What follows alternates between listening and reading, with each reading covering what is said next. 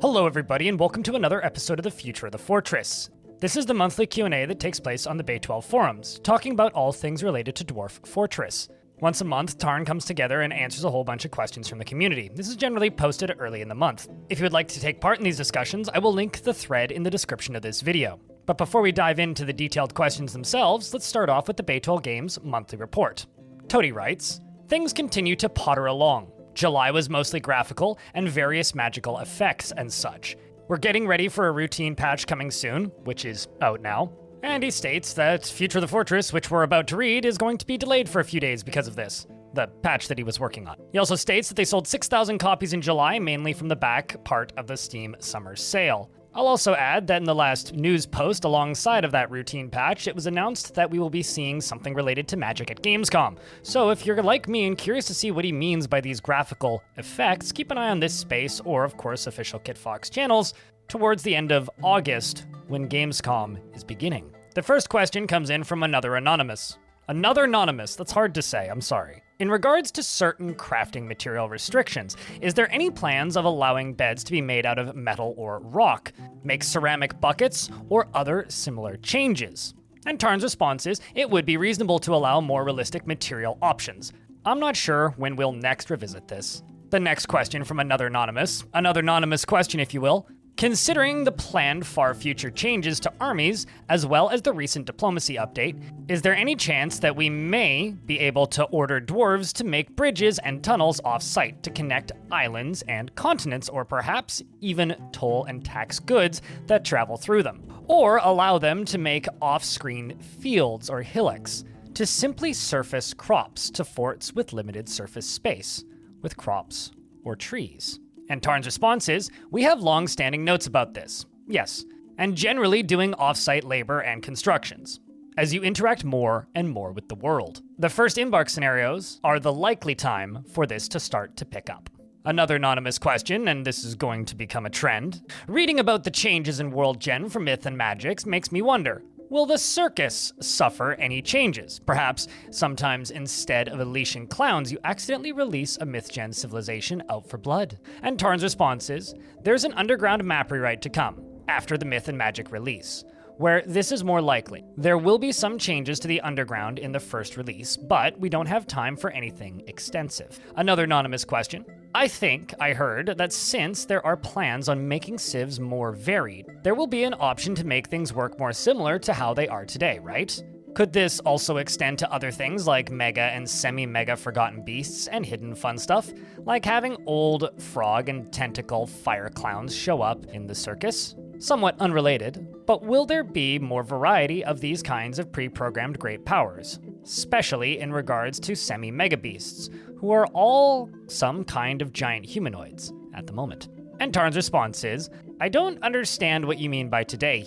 I don't anticipate going back to the old demons. We'd like a lot more variety in the mythological creatures. The centaur problem keeps interfering them, since there are so many traditional ones that are made up of multiple bits, and we don't have a straightforward way of dealing with their materials and connections yet. Another anonymous question. Right now, knowledge outside of magical secrets is only used for writing books and music and dances, but there is actually quite a detailed tech tree of sorts. Despite that, what a civ can or cannot make is just defined by what kind of civ it is. Will the Myths and Magic update change this so that civs can actually learn to make new things at some point during their history? For example, a human civ learning to make steel in the middle of post-World Gen history, or will it just simply be randomized when the civ is created? Just like how some pieces of clothing may or may not be available to certain civs at the moment, or is this some change that will come further down the line? And Tarn's response is, the first myth update isn't going to make the regular knowledge tree matter more. It's a different subject and would add too much time to this release. A question comes in from Mano Curry, and they say, In a previous Future of the Fortress episode, it was mentioned that laws were not too far away from being implemented. However, laws are still absent from the game, and most civilizations seem to operate in a fairly similar way, with an elected ruler and a number of nobles with specific administrative duties. Are there any plans to expand the variety of government systems? For example, hereditary monarchies and councils composed of multiple influential figures who periodically meet and make decisions, or nobles could play a more active role in politics, intrigue, and power struggle. More generally, is there a goal to make different civilizations feel politically distinct from one another? If these systems are planned, would they be introduced alongside laws? And Tarns' response is, laws are part of what was called the entity rewrite. Imagine reading that with no context. Which was slated to be just after villains and myths and magic in the old setup. In the new setup, we have a portion of myths and magic and adventure site and underground maps, in no particular order. The rest is unclear, but the entity rewrite and embark scenarios are still a large part of what we want to do. So I'd still anticipate them after the adventure and site maps in some fashion. The next question from Mano Curry, like I said, this is going to be a trend. At present, dwarves seem to own very few personal possessions, beyond clothing stored in their rooms, and occasional equipment. Armor stands and weapon racks also appear to have a limited role, and in many fortresses, they rarely end up displaying or storing personal gear in a meaningful way. Are there plans to expand personal property systems so dwarves can accumulate and display belongings? Additionally, are there any plans for a true internal fortress economy, such as barter, markets, fairs, coin usage, or trade between individual dwarves? And Tarn's response is, we put the economy on hold after the first attempt was withdrawn. And in the old setup, it was to be after the entity rewrite, and around the time of boats. Now everything is done in smaller pieces. But that's still the general sense of things. The next question from Mano Curry, and they ask, when a fortress is retired, work orders, stockpile settings, and other organizational structures are effectively lost. This creates a string of disincentives to temporarily retire a fortress in order to play adventure mode, or explore another part of the world. Are there plans to preserve this information when fortresses are retired, allowing players to return to them later without having to rebuild all of their management infrastructure from scratch? And Tarn's response is, we'd like retiring to be more usable, yes. Any obstacle to that is something that we'd like to work on as we add more things that would invite a medium and short break from a fortress. If the fortress is truly retired, and if NPC forts become more interesting, it becomes a much harder problem. But right now, there's no reason to not preserve the information as it is. A question comes in from the Plump Helmet Man, and they say, it seems like most major development cycles, at least in recent memory, have involved veering off into some entertaining tangent at some point. Divination and experiments for villains, mysterious dungeons for V50 adventure mode, dinos for myth and magic, etc. Any predictions yet on what your tangent will be for adventure mode site building?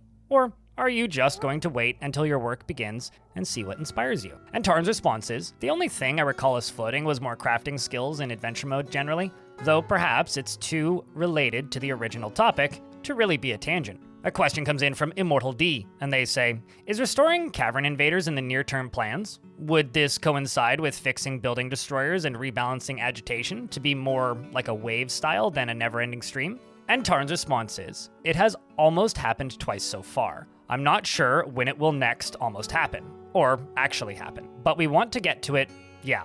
They aren't directly related, so that's not guaranteed, no. The next question comes in from Immortal D, and they say, do you want building destroyers to break bridges and constructed walls, or will that remain the domain of siege beasts? And Tarn's response is, building destroyers probably needs to be reevaluated overall, in terms of what equipment-free creatures are capable of. I wouldn't mind dragons smashing through things, if it weren't too annoying and remained optional, as it is for digging generally. The next question from Immortal D, and they say, related to these buckets, would you also revisit the frequency of wildlife, such as making ocean critters more favorable than land, even if the 7 per tag limit is retained? Or possibly add a few new tags, so birds don't crowd out everything else. And Tarn's response is, the 7 tag limit was never applied to the ocean. Large land regions were often getting more than 7 per bucket when available, with ocean almost always getting everything available. It was the smaller regions that were affected, and I've added some tweaks to this for the upcoming release. But yeah, I think we still need more niches for creatures that actually appear on the map. A question from Spatula66, and they say, given the ethics, values, and behaviors of goblin civilizations seem kind of like the antithesis of what is needed to have a functional civilization. They hate loyalty, law, cooperation, and they consider everyone else their enemies. They have basically no laws, etc. What's supposed to be the explanation for why they don't collapse? Is it meant to be due to the power authority of their demon leader? If so, are they intended to collapse when said demon lord dies? And Tarns' response is, yeah, pretty much. Any goblin overlord following the demon would probably try to hold things together as best they can, and be able to do so, to some extent, as long as they can deliver whatever it is goblins want, in the short term. But the Civ would likely be doomed. This should slowly start to happen as we get more of the entity rewrite features in. As with the Magic release, actual change is one of the things that we'd like to see, as those mechanics go in. Entity splitting and joining and collapse, and change in ways not currently possible. Next up is a short story from Nokai, and they write, as the years go by in fort mode, the forts tends to accumulate all sorts of garbage and clutter. Skeletons and other body parts of invaders, wildlife, and citizens, all kinds of abandoned or unwanted bugged items, pools of blood, vomit, and mud, and countless other substances, as all of these accumulate, often reaching massive numbers in larger and older forts. Things quickly become ugly, and in large enough quantities, also laggy for fluids spilled on the ground. Even though dwarves clean the fort's indoor areas and rain in most locations cleans the surface, they still tend to fill up the map in most cases I've seen. Not to mention how water duplicates and spreads, blood and syndrome stain. Getting rid of this constantly amassing clutter tends to be either incredibly menial and tedious or requires exploits or cheats of some kind. Even then, some items like these from travelers and merchants and others can get bugged and become essentially invisible to the dwarves, remaining where they are forever. Simply put, it feels like the game does not adequately allow the player to constantly dispose of clutter and keep the fort clean and permanent. I'm wondering if there are any plans to help alleviate this issue. Now, before I read Tarns' response, I would just like to input that I don't tend to have problems with this. I find that large amounts of vomit tends to happen in very cold maps where everything freezes and can't be clean. I'm not sure what they're talking about with bugged items. Most items that dwarves ignore are owned by somebody in the fortress or somebody staying in the fortress. Sometimes you'll end up with items that can't be touched or moved, but if you put anything stockpile underneath them for a very short period of time in game, they become part of your fortress. Or alternatively, picking up an item and moving it not too far will also make it part of your fortress. From my perspective, this is an exaggeration. I would actually really like to know what the experience is of other people playing this game, because I am getting to the point where I'm aware that I play too much of it and have too many pre-planned workarounds for things just pre-built into my gameplay so I don't run into a lot of these problems. Please discuss. I'd love to know. Let's read Tarn's response. Tarn writes, I agree. It's a problem. I think there are some issues with global decay. The main one being it doesn't solve the core problem of players just making too much junk or mining a lot. The other being that players sometimes mean to use a thing that's been left a long time and rely on it being there. Though, yeah, it should ultimately be properly stored in that case. The solution-wise, I think a lot of the spatter could afford to just go away. Though bloodstains are a bit tricky, because in some cases they should last a long while for both realism and future game reasons. There's an idea of combining lots of items into a junk container, or even a junk wall, depending on the type. That should stop them from causing a storage-related lag. But then, they are inaccessible until a dwarf comes by and sorts them or mines them out, which might be fair, but shouldn't happen to items that have been organized, and shouldn't cause undue annoyances. Now, originally, Nokai had this formed into one giant paragraph, but I decided to split it into two just because it makes more sense with the responses.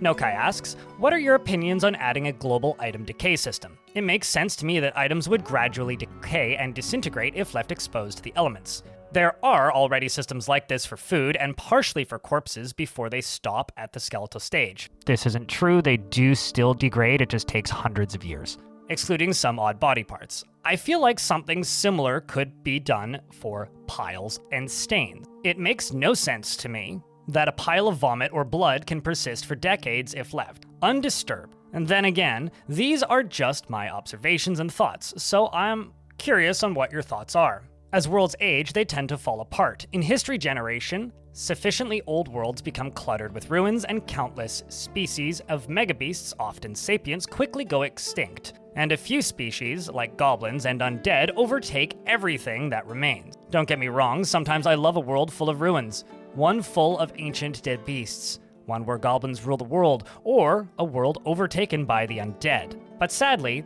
these seem to be the only endpoints as of now. I'm curious if there are any plans to make history more varied in the long term, with outcomes, such as giving less competitive races, like dwarves and elves, a better chance against the overpowered groups like goblins, or perhaps allowing megabeasts to naturally breed in world gen, or allowing deities to create new megabeasts throughout history as divine punishment on civilizations. I am especially curious about what you think about making ruins and other sites decay more and more over time, until disappearing permanently. And Tarn's response is, World Gen as it stands is not meant to be run for a long time. The magic release I'm working on now will provide some tools for mitigating this, though I doubt we'll get all the way there this time. I don't think sites need to decay in order for them to be resettled. It's the lack of resettlement that's the core matter, I think. There is resettlement in World Gen, but I think that it has too many restrictions to overcome eventual ruin. I don't know how much of a bottleneck raw historical figures numbers are. It might cause more problems than currently exist to have them loaded from disk on an as-needed basis. And that's certainly caused a lot of problems with the living unit definitions, including our most notorious world-killing bug, Nemesis unit load failure. And a quickie three-parter by Booger the Chosen One, better pick it quick. And they write, will there be any new spheres introduced with the Myths and Magic update, such as blood or ice-based spheres? Will curses have any changes with the new magic stuff, such as turning a sinner into a rabbit or a statue? And will wizards be able to curse people like how deities can? And Tarn's response is, we could probably afford a few more fundamental spheres, but so far what's happened instead are the addition of more cosmological information and data structures. There's a sense that the current spheres are mythological domains of real-world deities, and that the main missing spheres are fantasy setting based. We didn't really go in for those at all when compiling the original list, since the original list was mainly for cultural deities. So far, I've been handling the more purely fantasy stuff from the side, but we could get to actual spheres by the time the first pass is done. I'd expect more movement in the wizard direction than in the divination and temple topple deity curse direction for the first release. Temple rituals and myths are the deity-based stuff we're touching upon this time. And a question comes in from PT Kato, and they ask, whenever the magic update lands, will we have more control over necromancers in fort mode? Right now, it's pure chaos. And Tarn's response is, it's not an immediate consequence of the resident wizard stuff, since they work differently, but I wouldn't rule it out yet anyway. A question comes in from Spoop, and they write, I was curious to learn how you anticipate that spells or magical effects more broadly will relate to spheres. Are we looking at something like each major sphere has 5 to 10 consistent effects that exist across each world, similar to necromancer powers currently? Or are we getting to a point where procedural magical effects are tied to spheres, and the actual number and type of effects are wholly unique to a world's history with wizards, or deities inventing and sharing entirely new spells as they learn how to manipulate the weave or whatever other grand force carries magic? And Tarn's response is, the big wait was a thing, and seeing the progress so far, I think we'd have to make it all the way to option B. Now that we're working with smaller chunks, I think we'll see a mix. There's procedural magic, but it still has some heavy sphere linkages, and not enough content to truly break free of obvious samey structures. It'll take time for there to be enough content to move further out from the basic categorization, but we're heading there. For instance, your weave and many nouny things like it can now exist and be generated, but it still has a pretty heavy sphere inflection that makes it quite similar to other same sphere things. The cosmological facts and myths and research methods get us pushing on the boundary and relationships there, but it's still structured. The next question from Spoop, and they ask, with the future possibility of other realms and one-way magical portals, who might be on the other side? Otherworldly or eldritch beings similar to demons, lost or forgotten races? Little green men with ray guns? And Tarn's response is, in the future, when we have actual realms and portals, then yeah, these sorts of things. When we can generate two different compelling worlds, we can also put them together, respecting speed and technical restrictions, and also do things like afterlife and etc. Another question from Spoop, and they say, you've mentioned previously that spells and rituals will have material costs and inputs. Does that imply that when magic drops, worlds will become populated with all kinds of strange new magical resources, like living rocks or lightning-imbued tree bark that we'll have to hunt down to have ammunition for our wizards? Or will we be relying on existing materials for most things in this first pass? And Tarn's response is, content takes time, whether it's procedural or not. And the current answer is that there will be some new stuff, but I wouldn't go as far as saying all kinds of strange new magical resources. We'll have to reach that level of variety over releases. Another question from Spoop, and they ask, since megabeasts come with attached spheres and presumably magical origins, how might they be transformed by the implementation of magic? Will they gain new powers, have more of a magical influence on the places they live, gain power to overcome the currently unbreakable wards of forbidden doors? And Tarn's response is, if they get some of the new powers, the doors won't be as much of a problem. But yeah, they need to be improved. However, it's not a core goal for the first release. A question comes in from Dickbutt the Great, and they write, presumably, only one of the arguments for is secret goal interaction token work that causes NPCs to seek out secrets during World Gen, provided these secrets meet the motivating criteria. Will the first pass on Myth and Magic finally expand the number of viable goals for spreading secrets? And Tarn's response is, the new research method system is broader than this, and I haven't yet reconciled them, so I'm not sure what will happen with secret goal yet. The next question comes in from Urist McSaddist, and they write, when are we going to see more interesting crimes being committed by stressed dwarves? Right now all we have is senseless violence and random property damage, and I wish that we had more targeted acts, like against those the angry dwarf has a grudge with. On a similar note, could we see punishments actually deter crimes, since right now there's no reason to not use adamantine hammers and Masterpiece Golden Chain? And Tarn's response is, we had various crime stuff up on dev, but I'm not sure where it fits in the timeline. There'd be a bit more fort crime if we had finished villains, and those things are all still in the near-term piecemeal release bucket. So there's that. The entity rewrite implies more laws, which implies reasons for them, but I don't know how it will unfold, dwarf crime-wise. Another question from Nokai, and they say, although the game no longer has its infamous death spirals, it still often feels incredibly unbalanced. A single barely equipped dwarf can train for a relatively short time, become legendary, and then be sent to massacre hordes of goblins and demons, and megabeasts, all by themselves. On the other hand, a common wild monkey may slaughter countless civilians on its crusade to claim the fort's booze. I may be exaggerating a bit, but this isn't too far from my experience. What plans do you have regarding that? And Tarn's response is, there are a few related solutions here. We never got to our combat styles rework, which was going to change how skills work entirely. And we never got to the army stuff, so offsite fights are entirely ridiculous. Neither of those addresses the issue of children or kittens occasionally one-shotting things, which is more of a regular bug. It is tricky handling the training speed, especially now that enemy armies have sometimes very skilled soldiers. If you don't have access to skilled fighters, you'll lose any regular siege now, where they gain access, and if you don't have a mechanical defense. So I'd have to be mindful about those before nerfing anything. And another short paragraph from Nokai, and they write, from my experience, happiness feels rather insignificant most of the time until a dwarf becomes depressed, at which point it suddenly becomes a relatively major, long-term issue for the entire fortress. Likewise,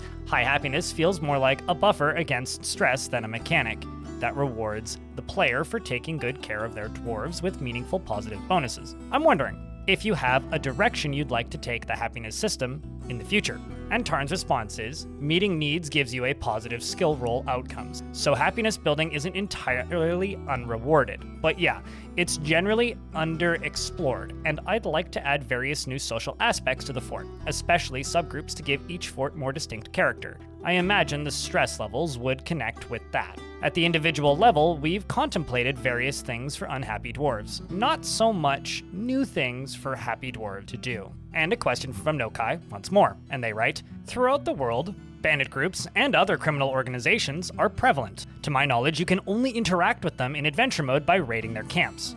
Are there any plans to make them interact with and steal from, or even attack player fortresses? And Tarns' response is, yeah, this has almost happened a few times. They are small enough that they'd provide a good beginning challenge, and they are also more likely to rob than kill you, which makes losing the challenge an acceptable outcome, unlike the current incarnation of all the siege types, which is also something we'd like to change. It's still on the shortlist for the next CG things, along with bringing Cavern Invaders back, doing more things with prisoners, and the large cage traps, which are drawn but not implemented, etc. A question about ghosts from Nokai, and they write, "Ghosts in general feel awkward to me. All dead citizens, regardless of their personality, cause of death, or other factors, eventually return to haunt your fortress, leading them to an endless game of cat and mouse, where you appease them by burying their remains or making slabs. It is fun at first, but quickly becomes annoying and repetitive in practice. I'm wondering what you see as the ideal future state of ghosts and their mechanics." And Tarns' response is, "The myth generator prototype envisioned various afterlife dispositions and possibilities. And that's still the plan. It wouldn't bother me to remove the ghosts entirely from some worlds, assuming there are enough other options. For ghosts themselves, it could afford to be more interesting." And another question from Nokai. Since the technology cutoff is around the late medieval period, we will probably never see robots in the game. I'm curious what your thoughts are on their medieval fantasy counterparts. Golems, constructs, automata, homunculi, and so on. How much would you want these sorts of things in Dwarf Fortress? Would they be tied to the upcoming magic systems? And Tarns' response is, all for it, of course, on a universe-by-universe basis. And yeah, they'd be tied to cosmology and research and web generations. There are well-established versions of dwarves where animated constructs are a central element of their culture, so that's fair as well. If other universes have more rune or geomancery dwarves, that's also fine. They are already getting their priesty dwarves treatment this time, in addition to whatever else we get to for the first release. I don't have and haven't yet asked for any construct-related graphics, so I don't expect that we'll be getting anything for the first release, unless it's just all Gabbro and Amethyst and Iron People, which is our closest thing to constructs, as I recall. This is just me here, blind, leaving a note. Tarn, you should totally just let us make Gabbro and Amethyst and Iron People. I will continue. A question comes in from Orpheus, and they write, "With the addition of the new prehistoric creatures, is it possible that we could see new necromancer experiments created specifically from prehistoric creatures or animal people? Additionally, would it be possible to have undead versions of extinct creatures roaming the world, where all of their living counterparts have perished long ago?" And Tarn's response is, "These would both be fine things. Right now, I don't think anything stops them from using any of the extinct creatures as experimental materials if it comes up, but there isn't any particular extinct creature-like result. And for the undead world, it doesn't recognize extinct creatures as coming from an earlier time. So it would have to be more specific setting implementation." And a question from a high-speed flying Gladius, Duck, and they ask, "Why are conquering a site, making it a holding, and receiving tribute from that site mutually exclusive? I understand that tributary status represents a loser relationship, but I don't see why a conquered subject that has less independence than a tributary should pay less than one. I generally think that demanding tribute is a mechanic with a lot of potential for allowing more gameplay variety. The possibility to specialize a fort by not making certain resources and instead importing them from the outside without relying on the unpredictable trading system has been a wish of mine for a long time." And Tarn's response is, "I guess it's the same as not currently having taxes in the game. We need to add a lot of information to the game as it regards to entities and their relationships. I think this will start to grow as we better understand the fort's place in the world." The next question comes in from Frankly Just Ness, and they ask, "Are there any plans to revisit the tags of old animals and allow for training of a lot more animals? Or maybe we could make the training tags something guiding other civilizations, defining what they can use for what? Like, could our fort have war rats and hunting capybaras if we wanted to? I, for one, would like an army of giant black mambas." And Tarn's response is, "Yeah, it's a weird result of the dinosaur release wanting to have the possibility of them being domestically useful, even though a lot of the options are probably nonsensical. All of these training options further highlighted how few options there are among the old creatures, and it is now inconsistent. I don't really like the idea of being able to train any creature and having a regular human army bring all of them, but It would be more fun, probably, to have the player dwarves be able to do whatever, even if that gives them a serious overlap with the elves, rather than other dwarves. I guess this would represent a value drift towards nature, which default dwarves currently find disturbing. A question comes in from DPH Kraken. From what I can gather, Myths and Magic is a bit of a special update. Not only is it introducing a whole bunch of new concepts to the game, but it's gotten quite a mythical reputation, not the least of them being the big weight. So what does the future of the fortress look like after putting in the Magic framework? Will we see a return to updates like the Siege release aimed at revitalizing existing systems to bring more tension and fun to them? And Tarn's response is, well, the big weight is not a thing now, of course, so people will be disappointed if they expect all the things I mentioned with regards to the big weight in the first Magic release. We must remain flexible from release to release. Our current candidates for the next push are to re-add adventure site building, or to do something with the map rewrite, formerly of the big weight. In particular, the underground map rewrite. And I've talked a lot about the general situation of villains and entities and economy, boats, etc., etc. But if the situation demands, after the release, we'll do something different than any of those things. A question comes in from Silver Cricket, and they ask, since a new skill set will be added for dwarves and other humanoids through the existence of magic, will there be sets of equipment for working magic? Similar to how picks and axes are used for maintaining stone and chopping trees, such as wands, staves, or talismans. Could we also see worlds with materials from magical trees and animals, or ores for making tools for magical tasks? And Tarn's response is, there are new magical tools, though I don't know that they'll be handled precisely like picks and axes, which are notoriously annoying. But some wizards will need their stuff. We can only add so many new magical materials this time around, but there will be some. A question comes in from Vanzetti, and they say, have you ever considered making more complex behaviors moddable? As an example, if I wanted to create a photosynthetic creature in Dwarf Fortress, one that has to regularly spend some time in the sun in order to not starve, I don't think this is currently possible to do outside of DF Hack. And Tarn's response is, as we give the Lua scripts more places to run, this should slowly become more possible. I'm not sure what the limitations are in terms of where we can hook those scripts and have the game still perform well, etc. And a question from a Spatula66, and they say, will the initial Myth and Magic update change the existing mysterious lairs and dungeons and palaces and the things associated with them? I'd assume the mythical remnants will be attached to the myth gen in some way, but what about the sites themselves, or groups inside in general? How much are the existing magical things in the game going to be changed in this patch? Will things like night trolls and titans and unicorns and buzzard men, etc., get specific mythical origins or anything else?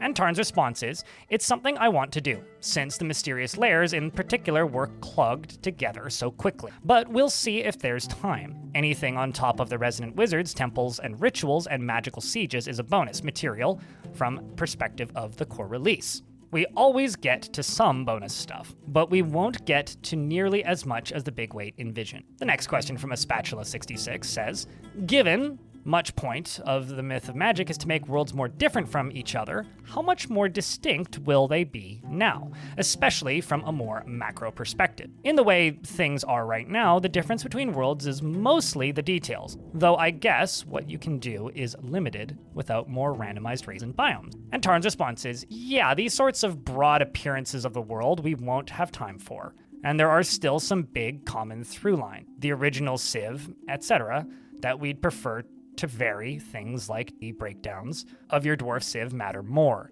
The specific wizard groups created matter, and then there's some chance for groups of effects to not exist, which is a big thing variety-wise. But we're still just chipping away at the sameness of the fundamental underpinnings of the world. Another question from a Spatula, and they write, will elven civilizations be getting magic stuff in this patch? They've been missing it for a long time. Wooden weapons, especially wooden-edged weapons, and armor are barely better than fighting unarmed. Apparently, in very old versions, they had some magic stuff. Could it be assumed that whatever they get in the future will resemble that? And Tarn's response is, hopefully, yeah. Some regional forces are one of the key objects in the new cosmology. I think it isn't entirely safe to assume that new elven magic will look like the old elven magic, since their natural regional forces will have some intersections with procedural research webs that will, hopefully, open up some variety. A question comes in from Vanzetti, once more, and they write, will you add prehistoric plants to complement the prehistoric animals? There ain't as many famous ones, but prototaxides, technically mushrooms, and giant ferns would make a fine addition. And Tarns' response is, plants weren't as high a priority as the animals, but it is something we have considered. I have no idea when this may happen. Question comes in from Angel of the Sun, and they say, how much of the Myth and Magic generator, if any, will make it into the initial release? And Tarns' response is, it's a good question. Some of it is in there now, but I'm not entirely happy with it and need to add more for it to feel good enough. This is as it is in regards to more sequential myths, and the procedural cosmology is underway, and will be in the release. It's just a matter of how tied it is to mythic stories. A question comes in from Aztecs, and they say, you said there will be ruins to explore as a result of cataclysms of the burying kind in this initial pass. Will there be walls and floors in ruins that are cracked, broken, and impacted magically, warped or scorched, or subjected to outdoor weathering, etc.? Will there be any new visuals for ruins, such as damaged surfaces or special magical areas? Will the NPCs by themselves mount expeditions or otherwise to explore ruins with archaeology-focused fortresses, to uncover what went on and any secret artifacts and dangers? So if you start several hundred years into a fortress era, you can be better informed or have to deal with unleashing the dangers of knowledge or forces. Will scholars interested in ruins visit fortresses that can have access the way adventurers will after caverns are found? And Tarn's response is, Jacob has drawn some, magical areas and some structures aside from the workshops, and some withering of walls and floors. We have not yet specifically magically warped or scorched a wall or floor yet, and the little wizard groups are there and hungry to learn. A key balance point is making sure that they don't overdo it just before you have the chance to join in. And once you join in, of course, you'll have to accomplish things that they couldn't pull off in hundreds of years, which is slightly artificial, but that's okay. The player is certainly more inclined to dig deep and face dangers, which will help unlock certain lost knowledges that will advance the research web to whatever changeful magic event that entails. And that brings us to the end of this month's Future of the Fortress. That was a beefy one. In fact, I had to cut some questions because they got kind of ridiculously long. I also had to do a lot of rewording. Those multiple parters are sometimes a lot in the formatting. So I just wanted to say a real quick thank you to those of you who watched these videos because they're kind of a lot of work to put together. And as always, say thank you to the editor for editing these videos. And of course, for listening to me ramble nonsensically into a microphone for 3/4 of an hour. And genuinely, from mine to yours, thank you very much for watching this video. Take care of yourselves, and I hope to see you in the next one.